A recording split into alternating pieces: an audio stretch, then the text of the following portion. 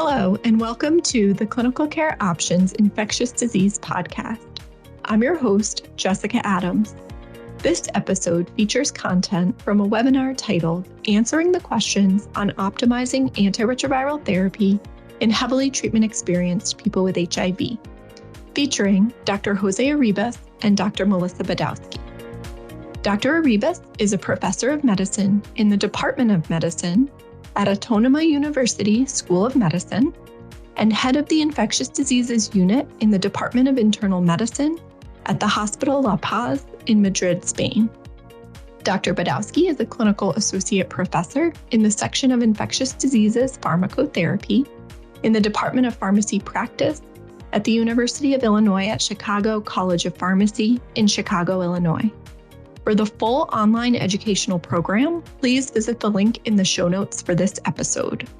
Now, Dr. Arribas and Dr. Badowski, let's get started. So when you're assessing a patient who has a history of resistance, how are you using the DNA proviral resistance testing before switching regimens in people who may have resistance in the past but are now virologically suppressed on a current regimen?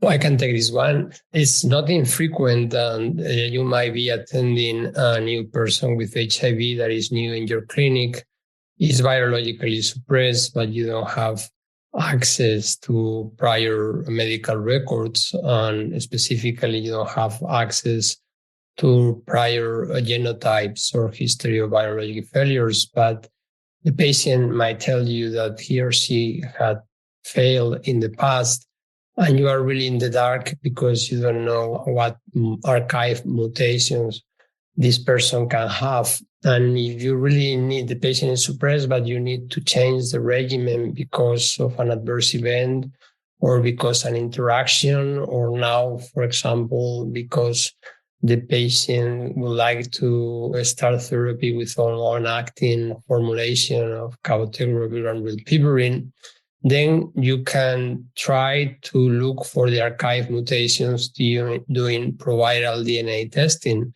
This is simply testing for mutations instead of in serum. You are testing in PBMCs and you are extracting the DNA. And you have to be lucky to get the cells that are infected. This is one of the limitations of proviral DNA. And then you just do your regular typic testing, but as I said, instead of in serum, in the DNA of PBMCs. And then you can look for mutations. And if you find the mutations, if you find, for example, 184B or 103N or other mutations, those mutations can be important.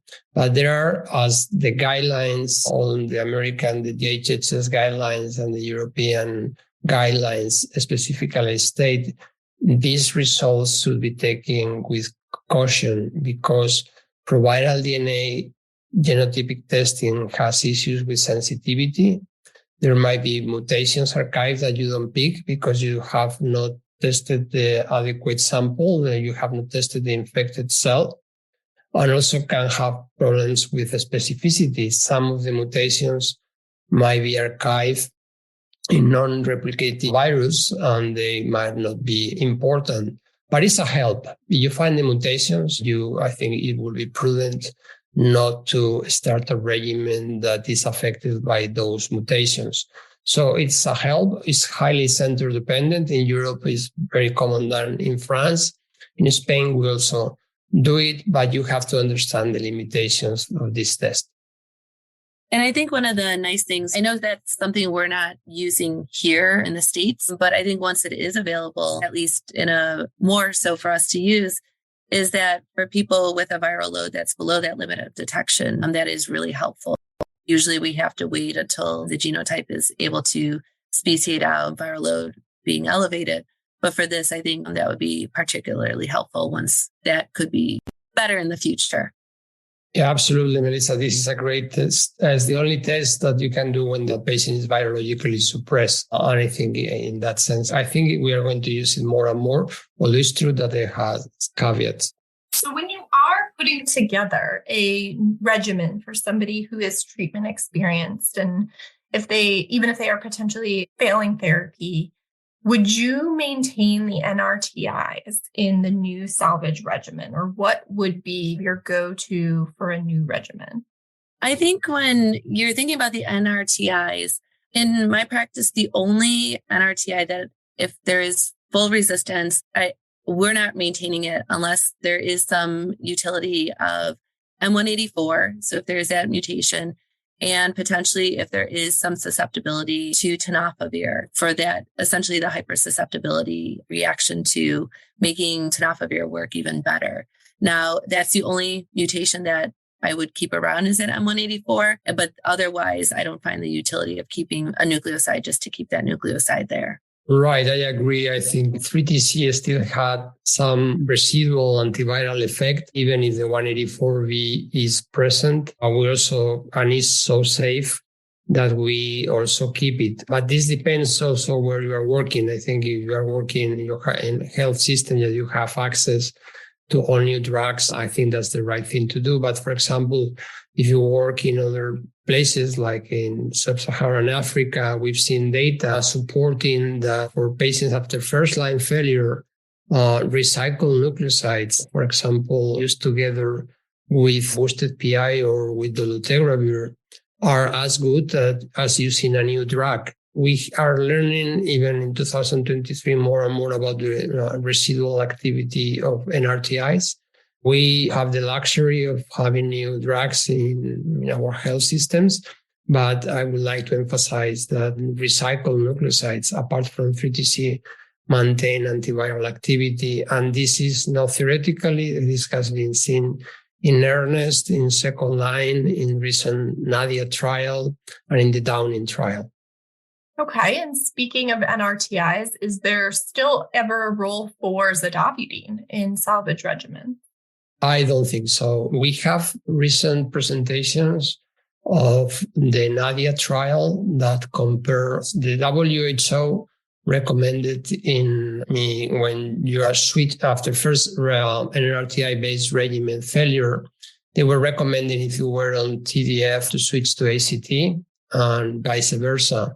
But in the Nadia trial, they really proved at 96 weeks that tenofovir, even if the resistant testing saw mutations that confer resistance to tenofovir, that tenofovir was superior to ACT. So that was shown at week 96, was to the surprise of many. But I think right now there is no reason to use ACT in rescue therapy. It's more toxic than TDF. It has a high risk of lipoatrophy and anemia. So the answer is no, there is no reason to maintain ACT right now. And I agree with that sentiment. And I think about a lot of our long-term survivors that are out there who have been exposed to it in the past. And that's just another reason I would definitely stay away from it, because they likely already have developed resistance to it. And aside from all the amazing medications that are available for us now to use against HIV, this is one that isn't very safe for our patients. So just to prevent any side effects, I think is really important here. We want the patients to take the medications, not to think of the bad old days of HIV and getting sick from it. Right. That's a great comment, Melissa, because when we are designing a new regimen, I think it's always a trade-off between the number of drugs that you put in the regimen, the active drugs, but also the capacity of the patient to take the regimen. Is too complicated. It might have selective non-adherence. So you have always to have a conversation with your patient in terms of how many pills he or she thinks he will be able to take. And sometimes you have to compromise. So I agree. And if you are giving a medication and that is toxic, like ACT, that's not a good start. Hey, we have a question from Mario who's asking, how safe is it to switch from darunavir 1,200 milligrams daily, I'm guessing 600 BID, plus ritonavir, to darunavir 800 milligrams plus covicostat in heavily treatment-experienced patients in order to simplify the regimen? From our standpoint, in terms of adherence, so if we're thinking that somebody already has developed resistance and they're on the darunavir 600 twice daily with the boosting of ritonavir, have I done that? Yes. In terms of, in face of patients telling me that they're having difficulty taking twice daily medications, absolutely, because ultimately I want them to take the medication. If they have susceptibility to darunavir, I want to maintain that susceptibility. Well, ideally, I know that if there is underlying resistance to protease inhibitors, it's recommended that we do twice daily for darunavir. In the face of what my patient is telling me that they're willing to take, then yes, we would switch it to darunavir with cobicistat, the 800 milligrams daily. Agree. So when there are mutations to darunavir, the label says that you have to use it BID. But again, I come back to the issue of the trade-off. You can design a perfect regimen, but if the patient is not going to take it, you are not going to be in a good place. And I think you should also look at the Stanford database. If there is a susceptibility to darunavir, I think you can play with the whole regimen. If you are darunavir QD, has good companion in the regimens, fully active second generation integrase inhibitor, or one of the drugs with the new mechanisms of action, I will be happy to consider darunavir QD in that situation. That's a great question, Mario. And then Mario also asks, when would you recommend dosing dolutegravir 100 milligrams daily if somebody is treatment experienced? So we have experience from the Viking trial when you have mutations to integrase inhibitors, like if a patient had been a first generation integrase inhibitor and you have 155, for example, then you can go to dolutegravir 50 milligrams, but correct me, Melissa, if I'm wrong, is BID. It's not 100 milligram. Correct. 50 milligrams BID. I think you always have to be very careful when there is mutations that compromise darunavir, ritonavir, or dolutegravir or bictegravir, because they are really the cornerstone of these regimens. So if there are any integrase mutations, I will use dolutegravir 50 milligrams BID. We also think about any drug interactions that potentially we would want to make sure that we have our patients getting 50 twice daily. Also in the context, I've done a lot of pharmacies have come back to me and said, why are you putting somebody, if they're on dolutegravir, lamivudine, abacavir, one tablet once a day, you have now another dolutegravir in the evening dose. So maybe not a highly treatment experienced patient, but I think a lot of people will come back and think that that's a little bit of a different regimen. And so we reassure them because they are getting that now twice daily because we are concerned for resistance potentially, or there's a suspicion for it, or there may be that risk for a drug interaction for our patients. So I think that's some of the other reasons of going on to 100 milligrams once a day for this particular patient population.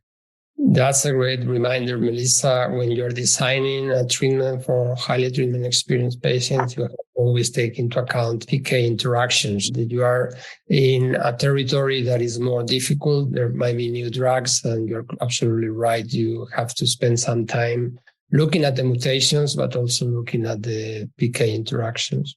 Okay. And so let's jump into some of those other agents that you might need to think about. So when would you consider using a drug with a new mechanism of action, such as lenacapavir, fostemsavir, or ibalizumab? So it's a luxury that we have these new 3 drugs with new mechanisms of action, and having a new MOA means that there is no cross-resistance with prior antiretrovirals that work with other mechanisms of action.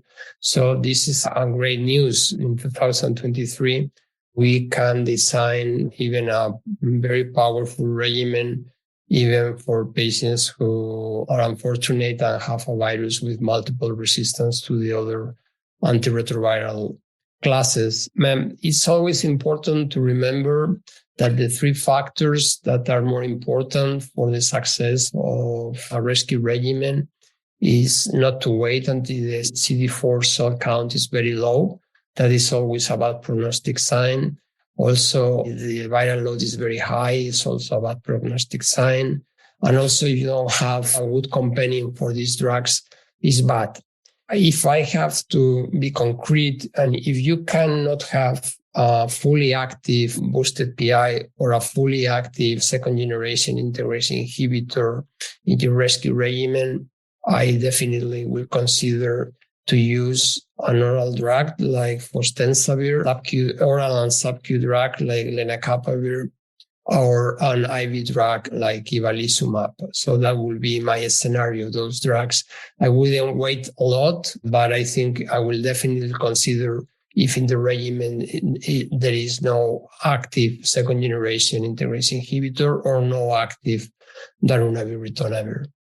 Absolutely. I 100% agree. And I think we always bring it back to the patient. Now, if I have all three of these available to me, a lot of our patients will choose fostemsavir for the fact that it is an oral option. But then some patients, regardless, I think the other piece of it is with lenacapavir, with ibalizumab, you will still have to take oral medications. If obviously it's available, monotherapy obviously is not ideal, but we might have to combine some of these too with these novel mechanisms of action.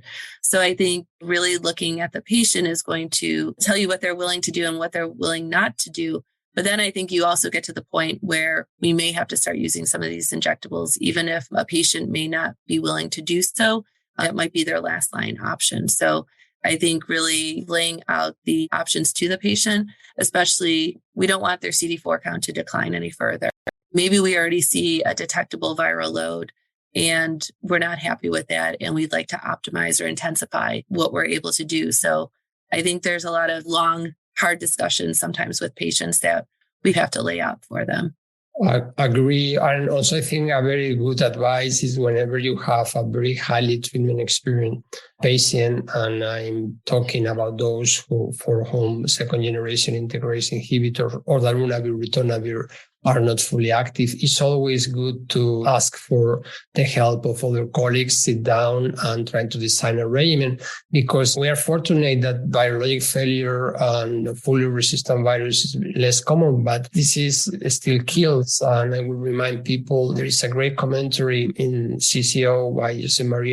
He highlighted that in the BRIGHT study of fostemsavir, in the non-randomized cohort that were the patients with less options, 20%, I'm saying 20% of the participants died. These are unfortunately less persons, but it's a critical step to design a good regimen for them. So all the help that you can have from other people that work with you or even reach out to experts in mutation, I think is very important, because for that particular patient might be the last option. And I agree with that 100% in the sense that we can say, oh, we need to put you on an injectable agent. And so a patient's okay. But then what about getting to the appointment? I think there's a lot of other factors that go into it. I think there's also reaching out for colleagues' help for maybe mental health as well, or if it's substance use. I know that's one of those things we always talk about, we bring into the care for the patient, but I think it's also very important, especially some patients are really depressed and that's what's taking them away from taking their medication. So I think if there's anything else that we see within our practice, see within the patient's care, I think it's really important to do that, even if it is a last line option that we're trying to do. Okay, we have a question from Mediha who asks, what is your experience with injectables in patients with virally suppressed HIV? And I'm kind of add on to that. And how do you see yourself using that experience now in this heavily treatment experienced population now that we have lenacapavir available as well? So I'll start with, I know the rollout for us took a little bit of time. And by a little bit of time, it took probably on the order of 1 to 2 years to get a protocol in process within our sites. And it's not only navigating that, but it's the space to do this, the personnel. There's a shortage, I know, within the United States of nursing personnel to administer long-acting injectables, at least for us.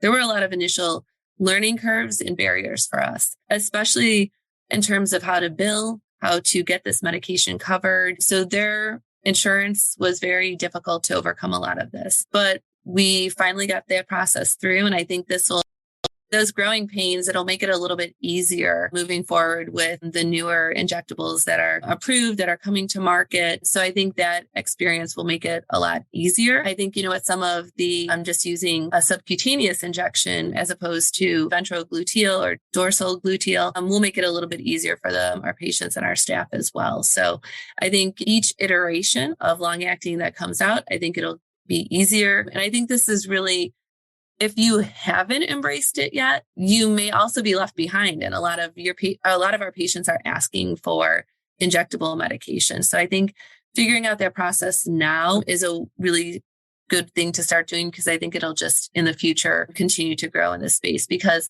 especially, maybe we're not thinking about the heavily treatment experienced patient. Maybe we're thinking about some of our new patients diagnosed, and there's still the stigma associated with it, the privacy associated with their medication taking behaviors. Maybe they say that is a reason for their lack of medication adherence. I think if patient can come to the office every other month, every 6 months, whatever it is, to get their medications, I think there will be a lot higher adoption, especially if they're concerned with their privacy. Yeah, I will add to that. We are also starting the deployment of intramuscular cabotegravir and rilpivirine in Spain. So we are in the implementation phase. It's true that we had a very good experience with clinical trials, but since this seminar is about highly treatment experience, we always have to think cabotegravir rilpivirine has not the same genetic barrier that the oral combinations with second generation integrase inhibitors that we are using, like with dolutegravir or dolutegravir. That is extremely rare to see resistance development with these oral regimens.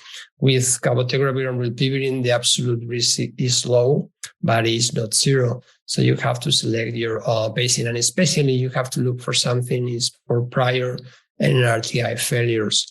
And also for the other injectable that is being approved also in Europe, lenacapavir, that you start oral, but then you quickly go on the 8-day to subcutaneous injection. We've seen from the trials, from the Capella study, also that the genetic barrier doesn't appear to be as high as second generation integrase inhibitors or darunavir. And the critical point, and is something that you have to take into account when you have an asymmetric regimen, that one is taken subcutaneously every 26 weeks and the others are taken oral, you have to really inform your person with HIV that both are equally important. And the resistance cases that were seen in the Capella study were in participants that were taking basically lenacapavir monotherapy, either because they didn't take the other background regimen orally or because the background regimen was inefficacious. So don't think that these new drugs are because they are injectable or because they have a new mechanism of action. They have a genetic barrier as high as second generation integrase inhibitor or darunavir ritonavir. Okay. Stephanie asks, for patients who become virally suppressed on ibalizumab along with a background regimen, would you feel comfortable trying to change them from ibalizumab to lenacapavir for less frequent dosing, or would you feel most comfortable with continuing what they've been on since they're suppressed? So I have to say that ibalizumab is not commercially available in Europe, but you can get it on a patient-by-patient basis. And I think this is a great question, Stephanie. I think if I put myself in my patient's shoes and you have to go every 2 weeks for IV infusion, I think that change make a lot of sense. You are going to go for lenacapavir that is every 6 months. The patient, I think, is safe because both have a new mechanism of action. I would expect if they are suppressed with a background regimen plus ibalizumab, you can switch from ibalizumab to lenacapavir. And I think in the long term, it will be easier for the patient. I agree 100%. Whatever we can do to make it easier for somebody instead of keep coming back, absolutely would agree with that. I will insist that with all of these injectables, it's very important to spend time with the patient. Melissa was referring to how critical is they come back for the next injection. These drugs have a very long terminal half-life, lenacapavir, and if the patient doesn't come back in the window for having the injection, is going to become resistant to lenacapavir. That, and we're talking about highly treatment experienced patients, there might be issues of non-adherence before. You have to have this conversation with your patient that is critical that he or she comes back to the clinic. And also the clinic has to implement alarms to be aware that the patient has not come back, to try to reach out to him or her. Absolutely. I couldn't agree more on the workflow that is needed for this, because we need to be able to capture the patients who have fallen out of care, who have missed the timing, the plus or minus 2 weeks for we're going for lenacapavir, that they need to be seen. And so the other thing that I also think about is monitoring. So anytime we're switching somebody from ibalizumab to potentially lenacapavir, we would still want to monitor their viral load to make sure that if they are suppressed, that they remain suppressed. And so I think that's another important factor to consider as a whole with the patient.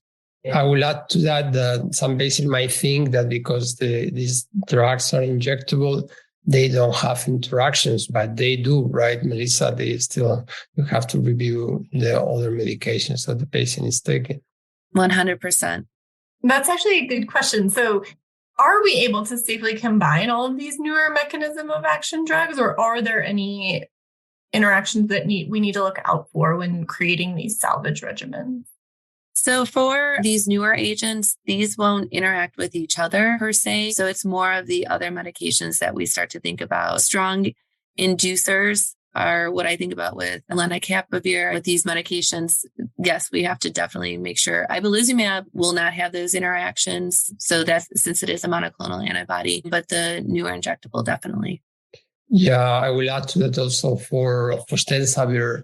You have to always, is a good idea to speak with your pharmacist or go to the Liverpool interaction webpage, because this is not exempt of interactions. There are interactions with some hepatitis C treatments, also interactions with some lipid-lowering drugs, and at least in the European package insert, and the dose of tenofovir should be reduced to 10 milligrams. I don't know if this is the same in the States, but again, it's impossible to know by heart unless you really are an expert on these all interactions. So I think because they have a new mechanism of action, you shouldn't look for these interactions. Use the Liverpool webpage or your local pharmacist. Yeah, and with the Liverpool webpage, there's all the data all the studies that have been done. I'm looking at PK. So, it'll say everything that's already been done. So I think that's a really great resource. As pharmacists, if you don't have pharmacists in your clinic, I think that's just a wonderful resource to be able to plug those in. It's even for hepatitis medications, you can look at it for everything else that's available, but I think it does provide a great resource and the data behind it as well. Okay, so we've talked a lot about managing heavily treatment experienced people with HIV. Can you each talk about in your own practices how common this is? Do you have practices where you have a lot of heavily treatment experienced people, or is this, at this point, are you able to create regimens for the majority of your patients?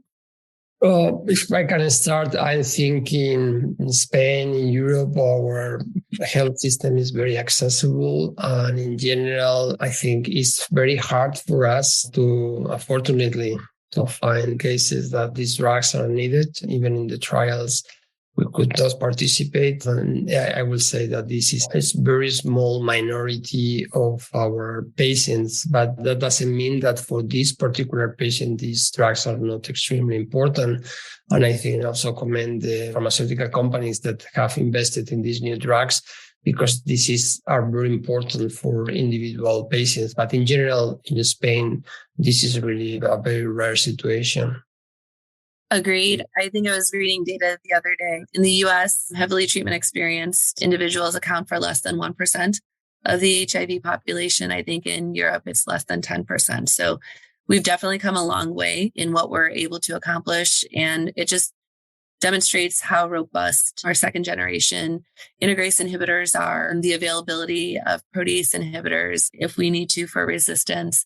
So I think we definitely have a great grip on it. I would say I have maybe 1 or 2 patients in our outpatient setting that we've had to use at least fostemsavir in. Maybe we'll look at using lenacapavir in the future. My other setting that I manage are those who are incarcerated within the prison setting, so individuals in custody. And prior to probably about 2012 or so, we did have a lot of resistance. But with newer medications coming out, the ability to take 1 pill once a day to be a little bit more discreet, we have really transitioned away from having heavily treatment experienced individuals in that setting, which is really nice. We have a 95 to 98% of virologic suppression rate within our incarcerated settings. So it just owes to the medications and the advancements, especially with a lot of the single tablet regimens, making it a lot easier. Right. I think many of these highly treatment experienced patients come from the time that we were using unboosted PIs, and we keep them on unboosted PIs for a very long time, and they selected for those bad mutations. But since we have these oral regimens with second generation integrase inhibitors, I think the number of highly treatment experienced patients is decreasing.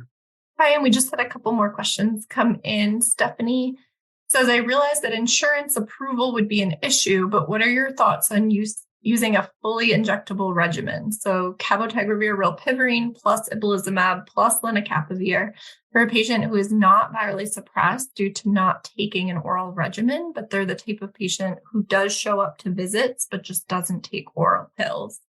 And then adds at the end there too, however, they do have resistance to rilpivirine.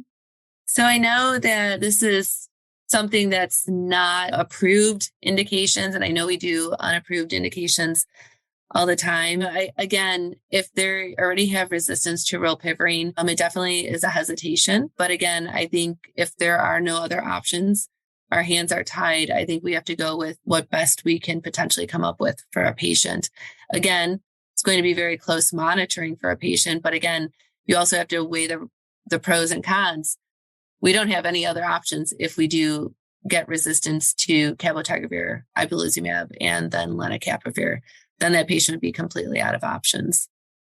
Yeah, I agree. I think that will be an extreme case. This is a combination that has been never tested in clinical trials. So together, I find difficult to think about a patient that prefers to come twice every 2 weeks to the hospital to take ibalizumab. And we really don't know anything about the genetic barrier of that regimen. As you mentioned, Melissa, if they have resistance to rilpivirine, it's even more complicated. My first move will be to try to look for another type of regimen. Agreed. All right. And then along the same lines of using cabotegravir rilpivirine in this population, what are your thoughts on the use of cabotegravir rilpivirine in patients who are persistently viremic due to noncompliance, but who don't have resistance? So a patient who feels strongly that their barrier is taking a pill, but feels very motivated by an injection. So maybe not. That's a great question. First of all, again, this is an off-label indication. In intramuscular cabotegravir and rilpivirine in the label is only for patients who are virologically suppressed. But it's true that what you're saying, there are patients that simply don't take oral medications. There was a recent publication in Clinical Infectious Diseases. The senior author was Monica Gandhi, and there was a demonstration project using long-acting cabotegravir and rilpivirine in viremic patients with a small study, but with good outcomes. We need more data, but this is not out of the field that use, but I will stress that will be an off-label indication. I think the data you're referring to, they also had housed individuals, and this was a way to get treatment to those individuals. And I think 50% or so, or a little under that, were unstably housed, and they actually did really well with it. So again, I think that this is another direction eventually that this medication will go into. But I think proving that we can do it in the virologically suppressed is important so that we can roll that out to those individuals. All right. And then final question, how do you deal with low-level viremia? You have to make a definition of low-level viremia because sometimes can mean several different things. Can mean if you have a patient that is bouncing between 50 and 200. Sometimes they are perfectly adherent, and if you do TDM, you have good levels, and there's have been reports that there is this situation called non-suppressible viremia that is due to homeostatic proliferation of the reservoir. There have been several papers and communications about that. And when they sequence the virus, is completely a single clone. And that's not responsible to new changes in treatment. But again, these are studies with a very small number of patients that are exquisitely adherent to therapy with good drug levels and with very sophisticated tests. They have demonstrated they have clonal virus, a single clone. So then you have these other patients that you are stuck because they have a low-grade viremia. They are not completely adherent, but you cannot do resistant testing.